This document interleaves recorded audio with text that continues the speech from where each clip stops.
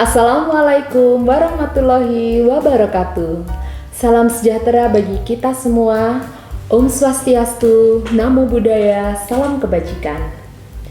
Hai kawan pajak, kembali lagi kita dalam podcast Sip Elit seputar info perpajakan 653. Sebelumnya izinkan saya memperkenalkan diri terlebih dahulu. Kami adalah tim penyuluh pajak KPP Pratama Blitar. Saya Melisa hari ini bertindak sebagai pemandu acara pada podcast kali ini.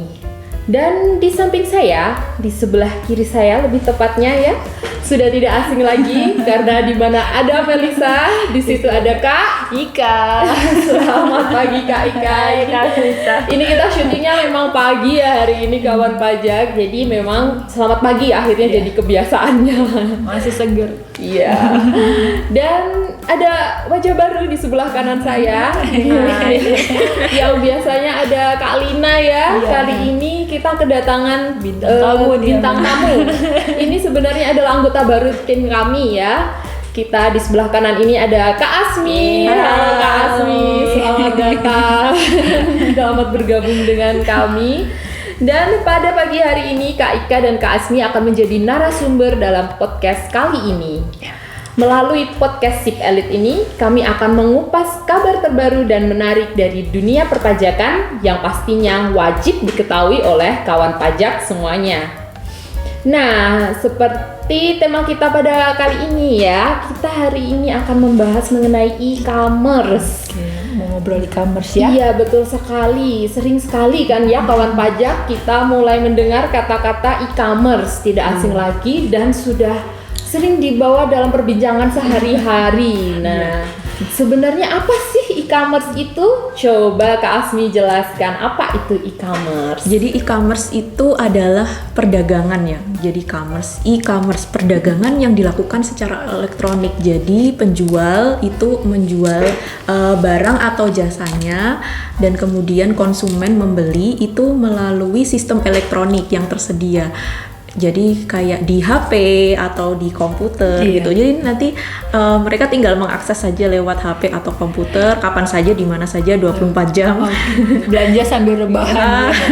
Apalagi kemarin karena pandemi ya. Jadi e-commerce ini tuh menjadi lebih terkenal, semakin terkenal, lebih berkembang yang sebelumnya cuma diminati anak-anak muda aja, tapi semua kalangan bisa mengakses gitu dan udah nggak asing lagi ya, kaku lagi ya udah biasa dengan belanja secara online. Sudah jadi gaya hidup ya bagi semua kalangan ya e-commerce sekarang. Iya, jadi memang bahkan sebelum pandemi gitu kan, perdagangan secara online ataupun e-commerce ini sebenarnya sudah mulai berkembang gitu. Berkembangnya juga sangat pesat gitu kan, karena didukung oleh teknologi sekarang yang serba online, serba instan seperti itu. Jadi apalagi ditambah kemarin kita dalam situasi pandemi yang tidak memungkinkan untuk bermobilisasi gitu ya, tidak bisa bepergian gitu. Akhirnya mau belanja sayur ke pasar nggak bisa gitu kan, mau pengen belanja ke mall nggak bisa gitu, dan solusinya akhirnya belanja lewat online atau lewat e-commerce itu ya tadi ya kami ya. Gitu. Jadi karena keterbatasan ruang gerak kita itu makin mendukung pertumbuhan dari e-commerce itu sendiri ya. Jadi memang e-commerce sendiri singkatnya itu perdagangan yang dilakukan melalui sistem elektronik ya Kak. Jadi cuma bedanya adalah di tempatnya saja. Yang biasa ada di pasar ini berubah jadi ada di sistem elektronik gitu ya. Betul sekali. Nah kalau begitu kan berarti luas sekali ya cakupan dari e-commerce ini. Iya, sangat luas. Bisa dijelaskan bentuk perdagangan seperti apa yang bisa masuk ke dalam e-commerce ini dan pihak mana saja sih yang terkait ini? Kak Asmi sepertinya sudah tidak sabar untuk menjelaskannya. Monggo Kak Asmi. Jadi ada beberapa jenis ya untuk e-commerce ini. Mungkin kawan pajak itu sudah menggunakan dan sudah familiar. Mungkin kalau misalnya kita nanti kasih contohnya, seperti ini gitu ya. Jadi sebenarnya di kehidupan sehari pun kita sudah menggunakan, tapi kita nggak sadar sebenarnya kita sudah terlibat di perdagangan e-commerce ini ya Kak. Gitu. Jadi kayak yang jenis pertama nih yaitu online marketplace. Jadi online marketplace itu adalah dia itu situs, tapi seakan-akan itu tuh tempat atau mall di mana di situ banyak toko dan penjual yang jual barangnya, dan nanti pembeli tinggal mengakses saja lewat website atau download aplikasi online marketplace-nya Iya, itu ya gitu. Contohnya apa nih Kak Ami? Contohnya Banyak apa? banget kan, antara kayak Tokopedia, Oh, Shopee. yang itu kawan pajak Sumringah sekali ya. yang sering dibuka. Oke. Terus apa lagi nih Kak? Ada Blibli, terus JDID, Bukalapak dan lain Masuk ya? sebagainya ya. Oke, Ya banyak udah. sekali ternyata. Di Indonesia udah banyak, dan mungkin kalau misalnya untuk di luar negeri itu ada juga aja ya? kayak Amazon gitu ya. Amazon.com itu Alibaba seperti itu Iya ya. bener banget. Jadi dengan adanya online marketplace ini, jangan khawatir kawan pajak, itu nggak hanya bisa beli produk lokal, tapi produk luar pun juga bisa dibeli tanpa harus ke negaranya. Kalau negara sendiri ya gitu ya. Jadi cross border artinya nanti kita bisa membeli produk ya yang disediakan oleh online marketplace, tidak hanya di lokal di Indonesia saja, tapi juga bisa merambah ke mancanegara. Kita bisa beli produk manapun secara online.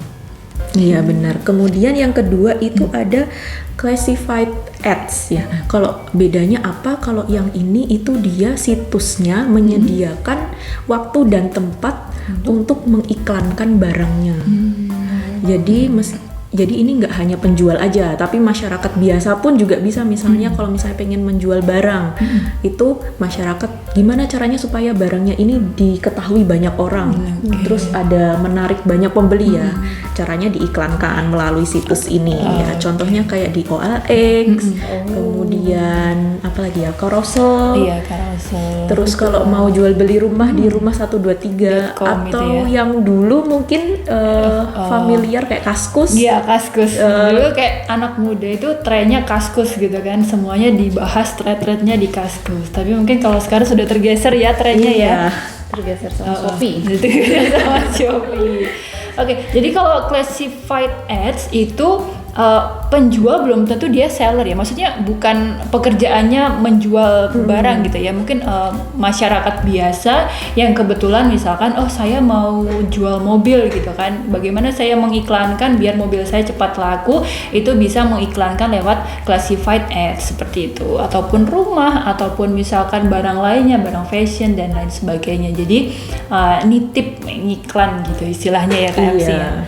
Karena kalau misalnya secara biasa mungkin kayak nggak banyak orang tahu gitu, tapi kalau misalnya sudah masuk ke online itu kayak bisa cepet diakses gitu ya. semuanya gitu. Orang kalau mau cari barang itu juga langsung ke situ aja Iya, gitu gitu. ya. Barang-barang pre-love nih biasanya iya, milenial betul nih.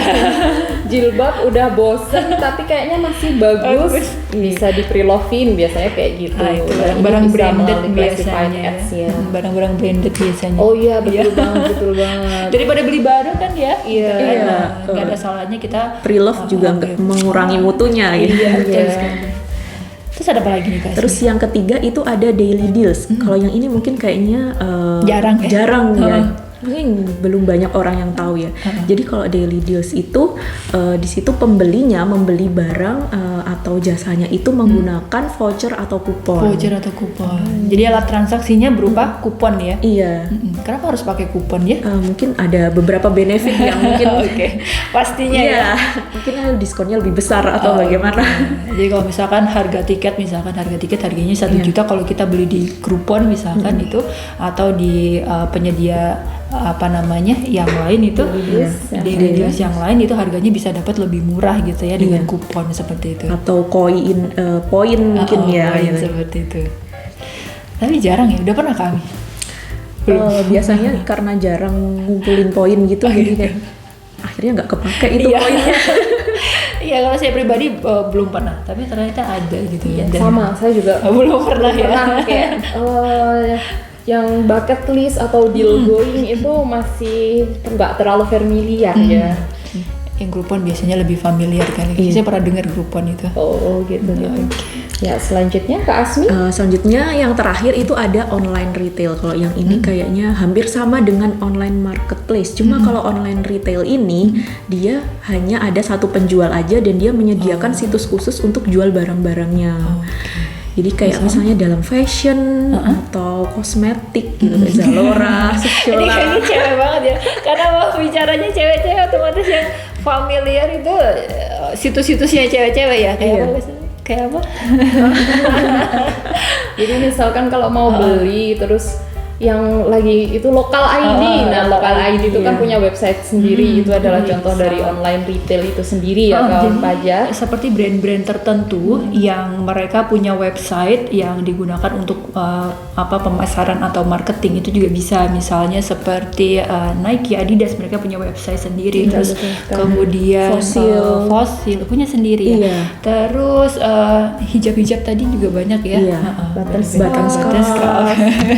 Oke.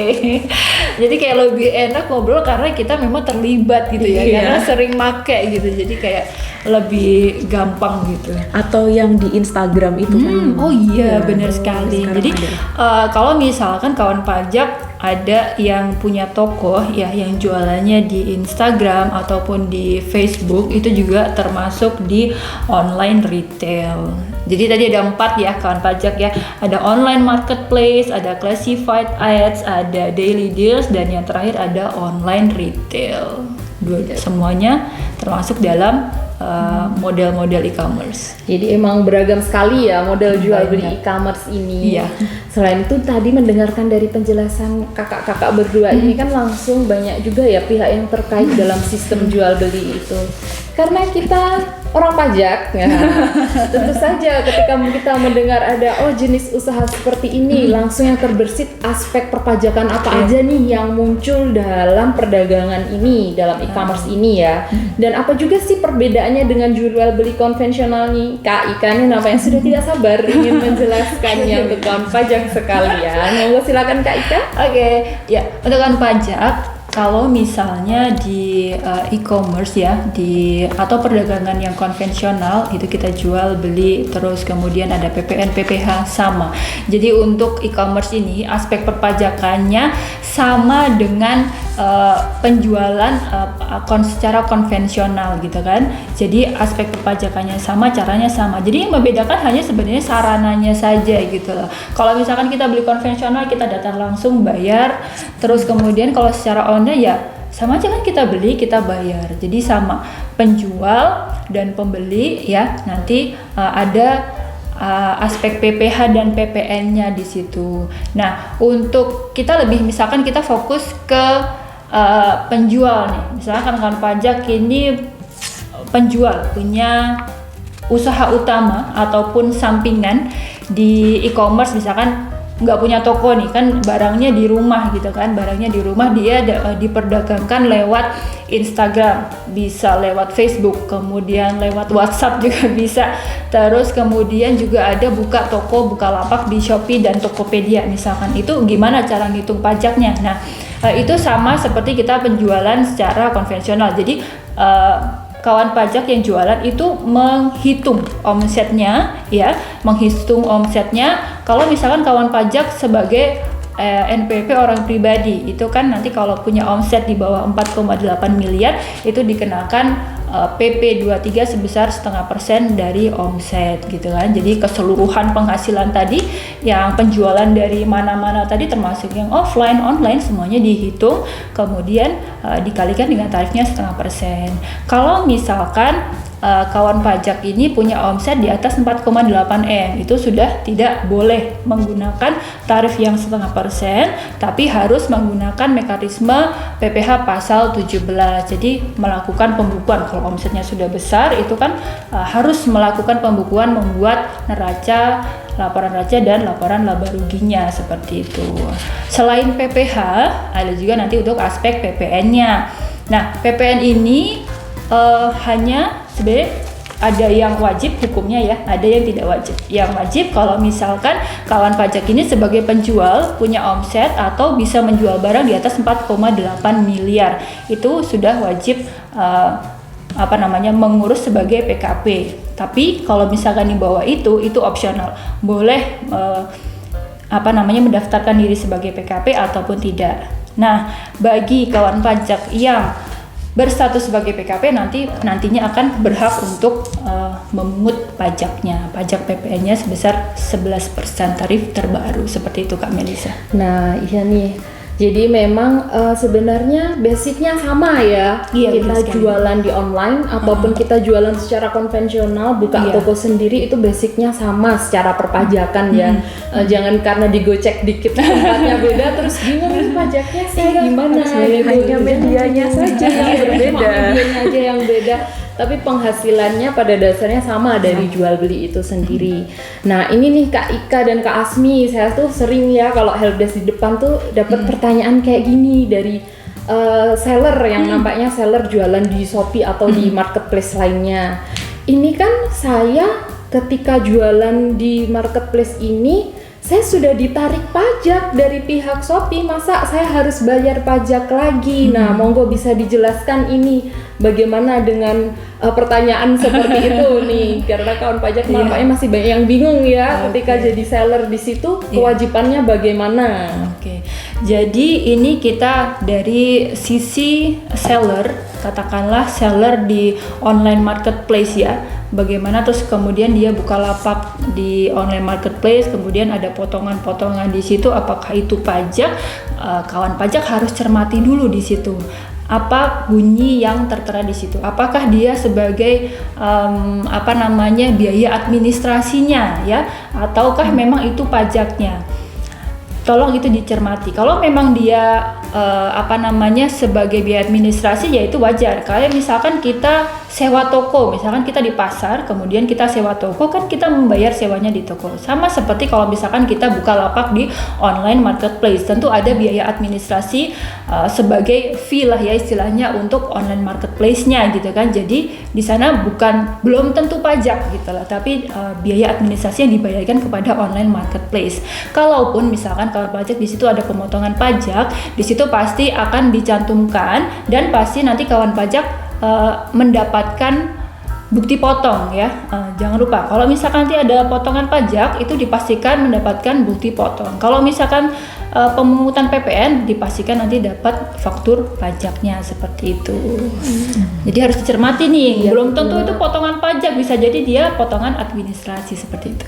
Iya betul sekali, karena ya itu tadi ya balik lagi sebenarnya sama dengan jualan offline ya, dimana kita sewa toko lalu kita dapat penghasilan dari penjualan itu kan perhitungan perpajakannya pasti sudah jelas ya, kayak oh ini memang biaya sewa toko, tapi ketika itu dipotong oleh marketplace jangan sampai kemudian jadi bingung karena ketika kita ditarik uang pasti kan ada bukti penarikannya, dilihat dulu itu memang untuk pajak atau sebenarnya cuma biaya administrasi saja, seperti itu. Nah, gimana mungkin Kak Asmi mau menambahkan? Mungkin lebih ke itu aja ya. Dilihat dulu lah. Namanya biaya administrasi kan maksudnya si online marketplace itu kan kita kayak semacam sewa tempat kan di situ. Jadi kayak sewa tempat itu bukan berarti itu otomatis akan disimpulkan bahwa itu tuh pajak sewa tempat. Belum tentu gitu. Iya, betul sekali. Karena memang pajak sendiri juga macam-macam ya.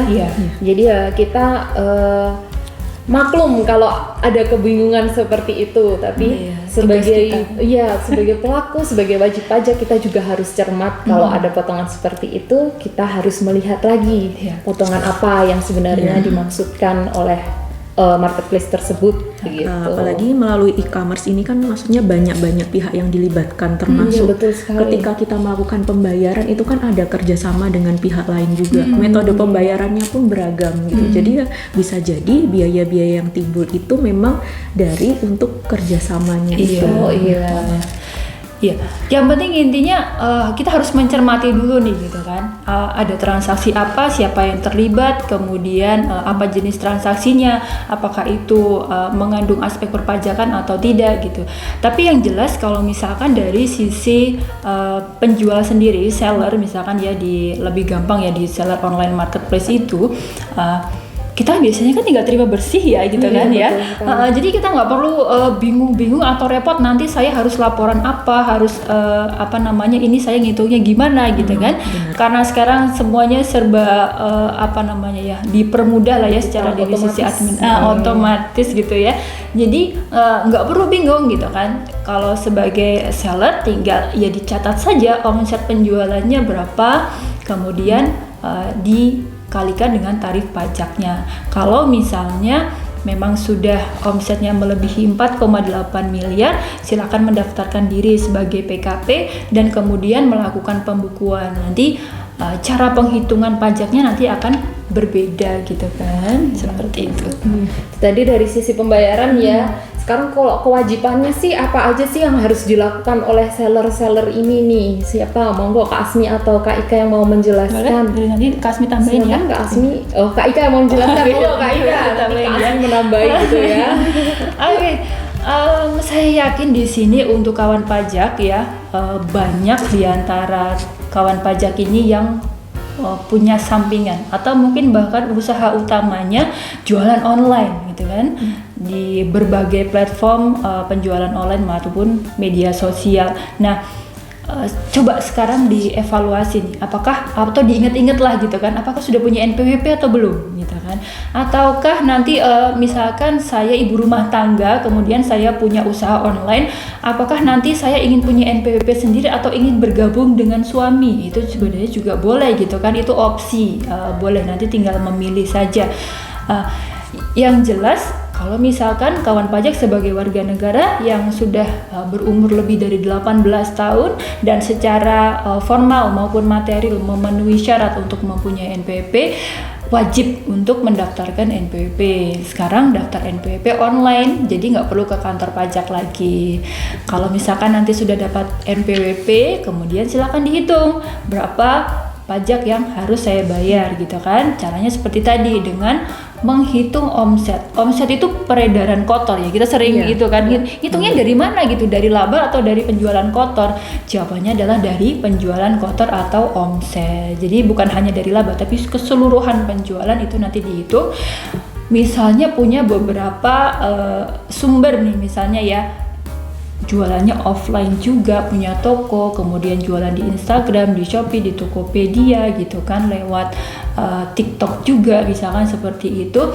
Semuanya dihitung dijadikan satu, kemudian dikalikan tarifnya 0,5%, kemudian disetorkan paling lambat tanggal 15 bulan berikutnya. Nanti bayarnya gimana? Bayarnya gampang, tinggal nanti buat billing. Billing pun bisa minta ke kantor pajak ataupun di beberapa tempat pembayaran menyediakan ya, tapi tertentu, tapi lebih aman, maksudnya lebih pasti dilayani itu di kantor pajak sih. Sekarang bahkan bisa lewat WA saja, bisa minta billing, kemudian bisa dibayarkan, bisa ke bank, kantor pos, kemudian lewat Tokopedia bisa, lewat GoPay juga bisa. Sekarang gampang sekali, artinya tidak memerlukan effort yang luar biasa untuk bayar pajak gitu ya, lewat handphone aja bisa gitu. Jadi jangan khawatir, yang going online sekarang bukan cuma dari seller aja ya.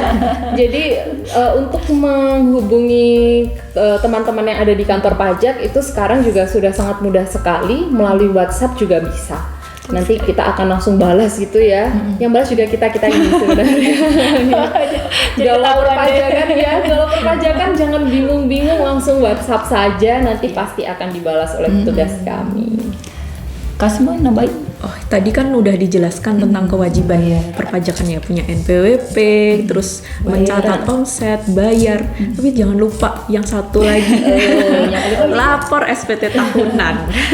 Sering lupa Ini ya. sering terlewat ya. Jadi kayak wajib pajak itu tuh kadang masih rancu antara bayar dan lapor. Mereka selalu kayak mengartikan bahwa lapor itu tuh juga bayar pajak, padahal berbeda gitu ya. Saya sudah bayar, ngapain lagi saya harus lapor gitu biasanya seringnya. Lapor SPT tahunan, jadi itu penting banget. Dan lapor SPT tahunan pun sekarang juga bisa dilakukan secara online.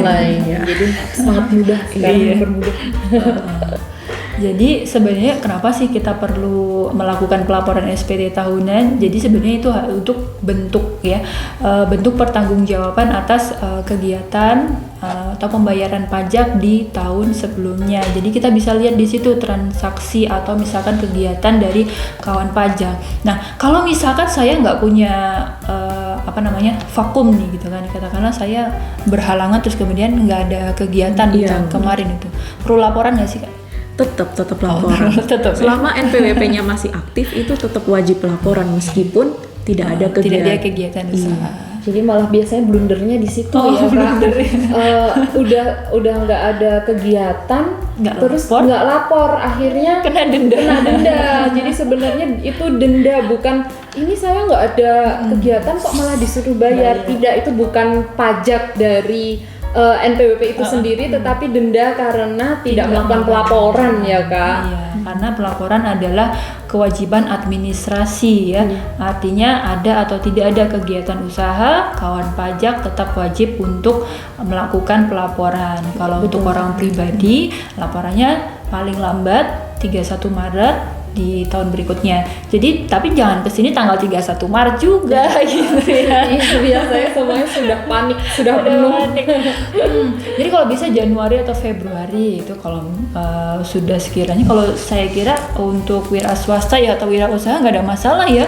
Mau lapor tanggal 2 Januari pun juga sudah bisa gitu kan, karena yang dihitung adalah omset dari 1 Januari sampai dengan 31 Desember. Artinya nanti tahun berikutnya tanggal 1, 2 boleh langsung melakukan pelaporan, nggak perlu nunggu bulan Maret, apalagi nunggu tanggal 31. Lebih cepat lebih baik, biar nggak ada beban gitu. Seperti tagline kita, lebih cepat lebih nyaman. Jadi seperti itu tadi ya kawan pajak mengenai e-commerce, podcast e-commerce pada kali ini. Nah, kawan pajak sekalian, apabila kawan pajak membutuhkan informasi mengenai perpajakan secara umum atau mau lebih nanya lagi nih tentang e-commerce tadi, ada yang masih belum kita singgung, tetapi kawan pajak sudah penasaran, pengen tahu tentang apa sih ini, apa sih itu. Nah, itu bisa memperoleh informasi dengan cara menghubungi petugas di KPP atau KP2KP terdekat pada hari dan jam kerja, yaitu pukul 8 sampai pukul 16. Bisa juga menelpon melalui kring pajak di 1500-200 atau juga melihat di website pajak www.pajak.go.id. Nah, untuk kawan pajak dari yang terdaftar di KPP Pratama Blitar nih, kita kasih spesial, bisa menghubungi kami melalui WA chat di 0812 5941 8451. Nah, sampailah kita di penghujung acara pada kali ini ya, podcast e-commerce pada kali ini. Kami dari tim penyuluh KPP Pratama Blitar mohon maaf apabila selama acara berlangsung ada kata-kata yang kurang berkenan atau ada kekurangan dalam penyelenggaraan podcast e-commerce kali ini. Jangan lupa untuk terus menjaga protokol kesehatan dan sampai jumpa pada podcast Sip Elite selanjutnya. Saya Melisa, Saya Ika, saya Asmi. undur diri dulu. Wassalamualaikum warahmatullahi wabarakatuh. Dadah.